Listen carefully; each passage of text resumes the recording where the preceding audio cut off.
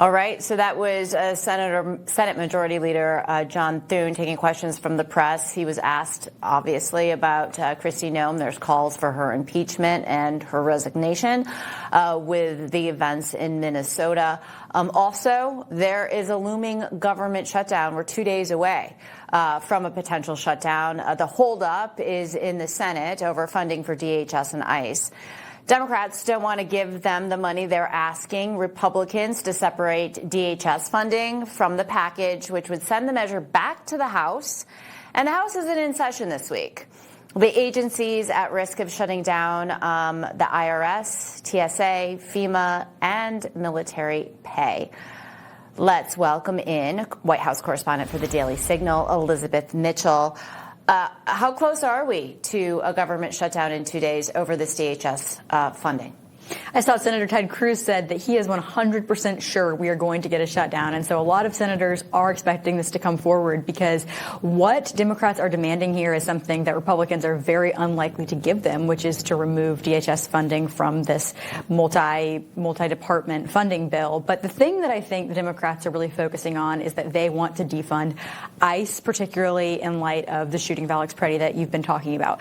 But what they're missing here is that the one big beautiful bill already funded ICE and CBP and all these things. And so they don't really have it in their power to do anything about ICE funding with these bills. All they would be doing is, as previously mentioned, defunding FEMA, TSA, and all the other places, especially at a time where FEMA is so essential with the winter storms going on. Yeah, it seems like they're shooting themselves in the foot by cutting off FEMA funding as well as TSA funding. In terms of funding for the IRS, I really don't care. However, you know, there's also calls coming from Senate Democrats to Senate Republicans now for Kristi Noem to step down and or face impeachment. What do you think her future is within the Trump administration, and is it in peril at all? The president's been emphatic. He said that her job is not at stake. He was asked yesterday by reporters and said just a very clear no, that he was not interested in firing Kristi Noem. There have been reports of a 2-hour meeting between Kristi Noem and the president. But right now, it seems like, at least in Minneapolis, he's really putting his eggs in Tom Homan's basket. That's who he sent over there to direct reportedly to him, which does imply that he wants to remove the middleman, really just trust Tom Homan the most to take care of the situation. But we'll see if this type of trend continues or if it's a one-time thing. And we'll also see how things pan out in Minnesota. Tom Homan is on the ground there, yes, but there seems to be tension still between the administration, Tom Homan, and Mayor Fry in particular, who said that we're not going to enforce federal immigration laws, that we want everyone in our community to feel safe. This feels like a backtrack to me. Certainly. I mean, we have seen over the last few weeks here, we've seen Jacob Fry, we've seen Tim Walz encouraging residents to protest ICE, to interfere with ICE operations, to film ICE agents, and to just revolt as much as possible. And so I think this has really set the scene for what we're seeing in Minnesota right now, unfortunately. And so that's why I think President Trump really needed to send in the big guns of Tom Homan, and we know Tom Homan is talking to Waltz, talking to Frey, to figure out a situation for there to be peace in Minnesota, which everyone says is what they want. Everyone wants to dial down the temperature. We hate seeing images like we've been seeing.